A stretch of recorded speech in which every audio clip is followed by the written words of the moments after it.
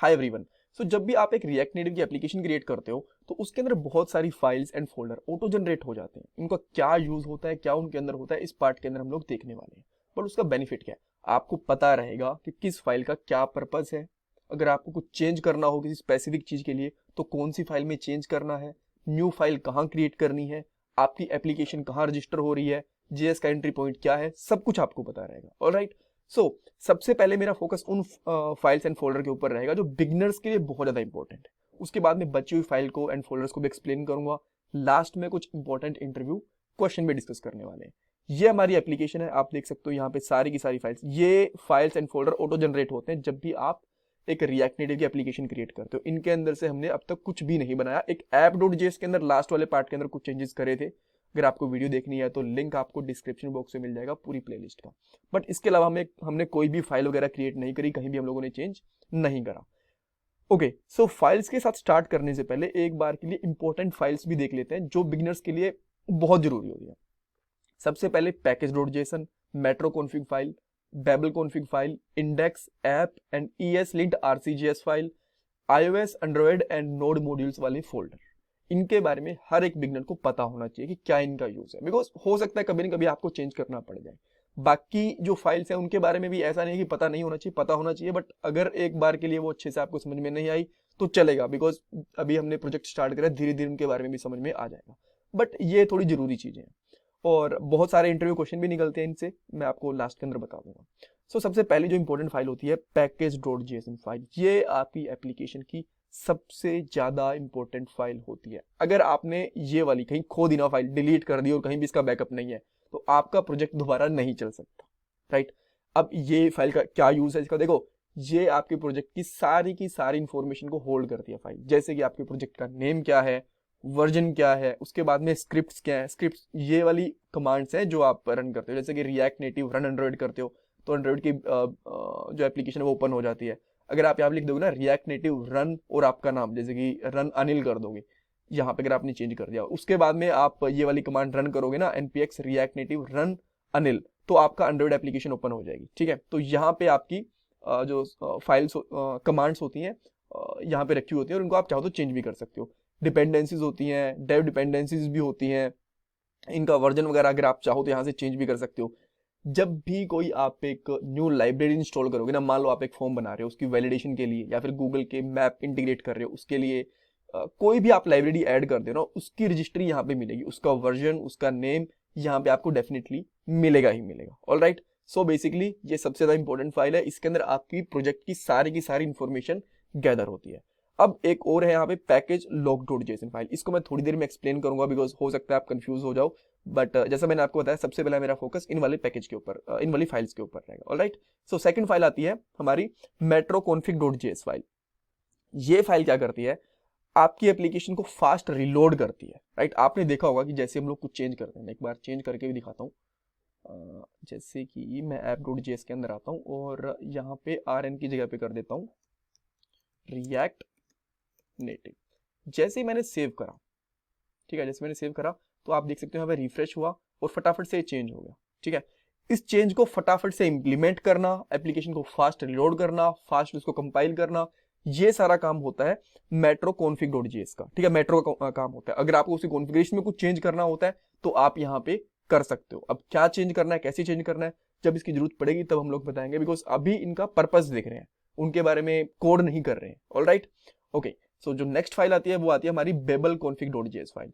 देखो बहुत बार ऐसा होता है कि जो आप कोड लिखते हो ना, आपने एक्मा स्क्रिप्ट का, जो अभी just latest ECMA script I है उसका कोड लिख दिया, जावा स्क्रिप्ट का जो कंपाइलर होता है आपके, आप कह सकते हो एंड्रॉइड सिस्टम के अंदर या फिर इवन ब्राउजर वगैरह के अंदर, जब रिएक्ट की एप्लीकेशन क्रिएट करते हो ना तब भी ये वाली फाइल यूज में आती है।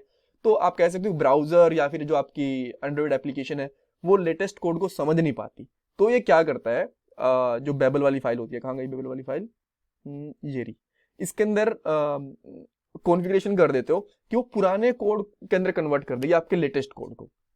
आपको पता होगा पहले हम लोग जावास्क्रिप्ट पढ़ते थे, उसके बाद एक्मा स्क्रिप्ट आ गई, एक्मा स्क्रिप्ट के भी वर्जन आते हैं फिर, ठीक है, 15 आया, 17 आया, नेक्स्ट वगैरह आते रहते हैं। ठीक है। सो जो लेटेस्ट कोड होगा उसको कंफर्टेबल जो आपका फोन या फिर आपका ब्राउजर जो कोड समझता है ना, उसमें कन्वर्जन कर देते हैं आपके कोड का, राइट।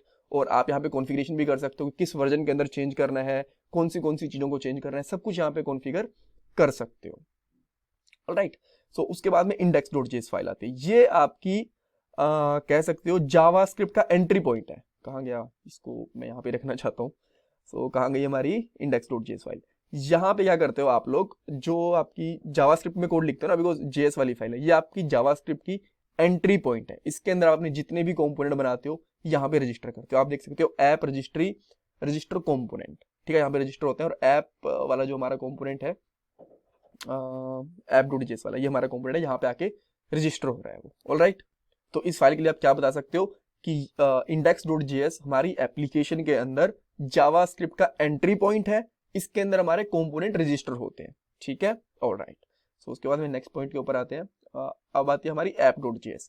ये हमारी पहला कंपोनेंट होता है हमारी फाइल का। तो यहाँ पे देख सकते हो आप app.js। इवन अगर आप चाहो तो इसको डिलीट कर सकते हो, जैसे app.js है आप इसको application.js बना दो, और जो आपने यहाँ पे इंपोर्ट कर रखा है ना, यहाँ पे भी चेंज कर दो, तो वो भी परफेक्टली काम करेगा।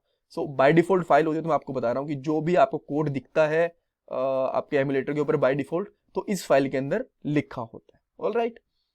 अच्छा, उसके बाद में आती है ESLint RC वाली फाइल। सो इसको ओपन कर लेते हैं एक बार के लिए। देखो ES का मतलब होता है ECMAScript।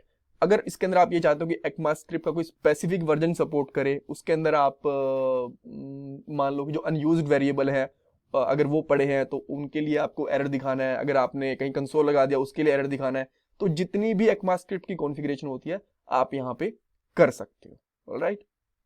अच्छा, उसके बाद में आते हैं हमारा iOS एंड एंड्रॉयड फोल्डर। सो इनको भी हम लोग ओपन कर लेते हैं।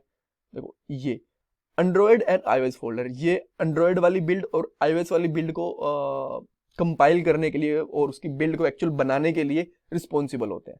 जब आप कोई एक्सटर्नल लाइब्रेरी इंस्टॉल करते हो और कुछ आपको डिपेंडेंसीज वगैरह में चेंज करना है, तो कभी कभी इनके अंदर चेंजेस करने पड़ भी जाते हैं, बट बहुत कम चांस होते हैं। पहले जब रिएक्ट नेटिव बना था, मार्केट में आया था, तब काफ़ी ज़्यादा चेंजेस करने पड़ते थे, बट अब इतने ज़्यादा चेंजेस नहीं करने पड़ते। बट प्राइमरी पर्पज़ इनका यही होता है कि आपका जो कोड होता है उसको iOS एंड एंड्रॉयड के अंदर कंपाइल करो, और जब बिल्ड बनाते हो तो जावास्क्रिप्ट के कोड को नेटिव कोड के अंदर कन्वर्ट कर देती हैं चीज़ें, ऑलराइट। सो ये हमने जो इंपॉर्टेंट फाइल्स थी वो देख ली। अब कुछ और फाइल्स भी देख लेते हैं जो हम लोगों ने छोड़ दी। अच्छा, यहाँ पे एक इंटरव्यू क्वेश्चन भी बनता है। मैंने आपको बताया था कि इंटरव्यू क्वेश्चन भी हम लोग डिस्कस करेंगे। पैकेज.json, ये हमारी एप्लीकेशन की इंफॉर्मेशन को होल्ड करता है। एक होता है हमारे पास पैकेज लॉक.json।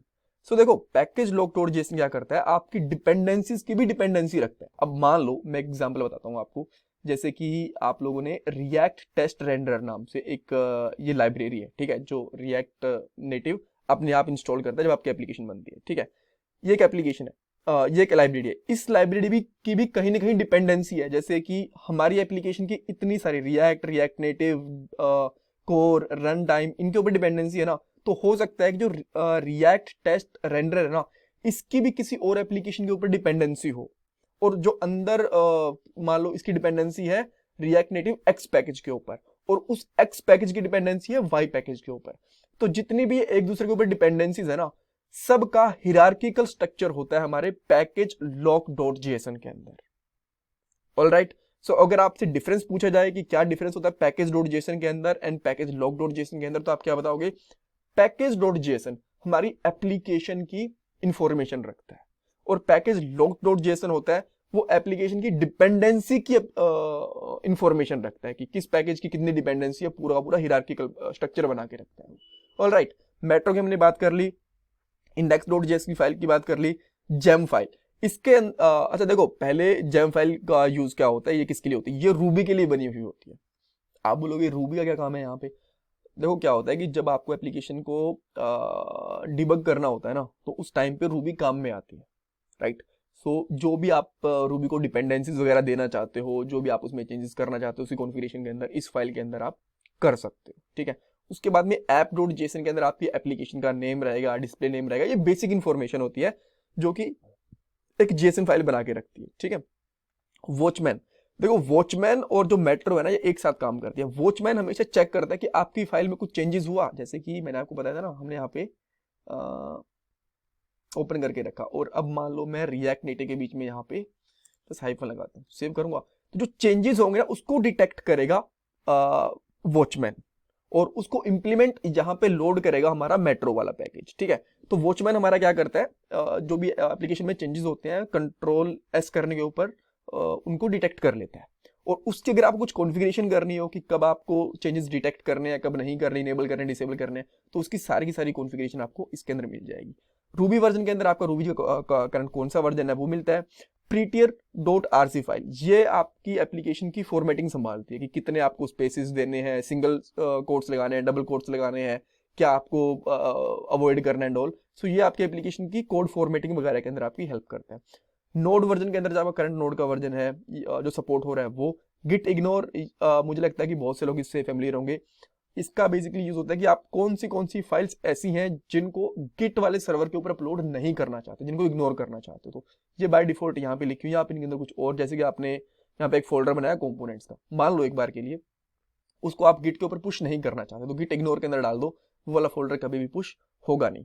फ्लो कॉन्फ़िग, ये आपकी एप्लीकेशन के अंदर जो कोड कंपाइल होता है तो उसके अंदर क्या फ्लो रहेगा, कौन सी फाइल, कौन सी लाइब्रेरी पहले कंपाइल होगी, कौन सी बाद में, अगर आपको कॉन्फ़िगरेशन करनी है तो यहाँ पे कर सकते हो। कुछ एक्सटर्नल लाइब्रेरी ऐड करनी है तो वो भी आप यहाँ पे ऐड कर सकते हो, जैसे कि एंगुलर के अंदर पॉलीफिल वाली फाइल होती है ना, सेम काम इसका यहाँ पे होता है। अच्छा, उसके बाद में आ गया बग कॉन्फ़िग फाइल का, ये बताते हैं कि आप आपके सिस्टम के अंदर कौन से प्लेटफॉर्म को सपोर्ट कर रहे हो, जैसे गूगल API 23 को सपोर्ट कर रहे हैं, अगर आपको चेंजेस करने होते तो आप यहाँ पे टारगेट को चेंज कर सकते हो। नोड मॉड्यूल्स के अंदर जितनी भी लाइब्रेरीज इंस्टॉल होती है ना, देखो इतनी सारी लाइब्रेरीज आपके सिस्टम में इंस्टॉल्ड है, प्री इंस्टॉल्ड, आप बोलोगे ये कहाँ से आ गई, ये हुआ ऐसा, जो पैकेज.json वाली फाइल थी ना जो हम लोगों ने ओपन करके देखी थी, यहाँ पे इसके अंदर आपको कुछ ही पैकेज दिख रहे होंगे, 1 2 10 12 ये होंगे, बड़ी मुश्किल से एक होगा, तो 13-14 पैकेज दिख रहे हैं। बट अगर आप यहाँ पे आते हो तो यहाँ पे इतने सारे पैकेजेस कैसे हैं, ये इसलिए है, एक तो जो लाइब्रेरीज की जरूरत होती है आपको रिएक्ट नेटिव वगैरह की, तो वो तो यहाँ पे आई, बट इनको भी इंटरनली और पैकेजेस की और लाइब्रेरीज की जरूरत होती है, सारे के सारे यहाँ पे लिस्ट आउट हो गए।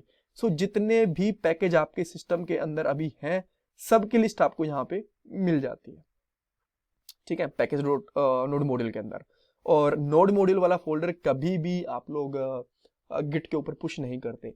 अब क्यों नहीं करते ये आपसे इंटरव्यूज के अंदर पूछे जा सकते हैं। देखो, नोड मॉड्यूल एक हैवी फोल्डर होता है, जब भी आपको एक सिस्टम से दूसरे सिस्टम में कोड ट्रांसफर करना होता है तो पैकेज.json वाली फाइल होती है ना, वो अपने आप पैकेज को जनरेट कर देती है जैसे ही आप npm इंस्टॉल चलाते हो, तो नोड मॉड्यूल्स की कभी भी जरूरत नहीं होती है।